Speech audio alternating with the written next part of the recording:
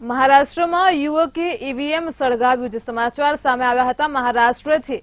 મહારાષ્ટ્રમાં આજે જ્યારે ત્રીજા તબક્કાની ચૂંટણી પ્રક્રિયા ચાલી રહી હતી તે દરમિયાન એક યુવકે ઈવીએમ સળગાવ્યું હતું. મહારાષ્ટ્રના જ સમાચાર છે. હજી કિસ્સો પ્રકાશમાં આવ્યો છે. મહારાષ્ટ્રના સાંગોલામાં યુવકે ઈવીએમ સળગાવ્યું હતું.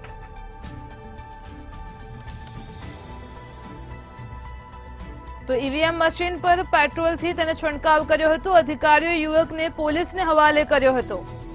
મહારાષ્ટ્રની ઘટના છે. સાંગોલા તાલુકાના બાદલવાડીની ઘટના છે. યુવકે ઈવીએમ સળગાવ્યું હતું. મહારાષ્ટ્રના સાંગોલામાં ઘટના બની હતી. યુવકે આજરોજ જ્યારે ત્રીજો તબક્કો ચાલી રહ્યો હતો ચૂંટણીનો તે દરમિયાન ઈવીએમ સળગાવ્યું હતું. તો સાંગોલામાં યુવકે ઈવીએમ સળગાવ્યું હતું. અધિકારીઓએ આ યુવકને પોલીસને હવાલે કર્યો હતો. પેટ્રોલથી આગ લગાવી હતી.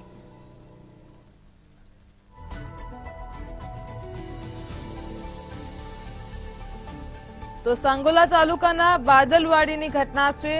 ઈવીએમ મશીનને આગથી સળગાવવામાં આવ્યું હતું. ઈવીએમ મશીન પર પેટ્રોલથી આગ લગાવી હતી.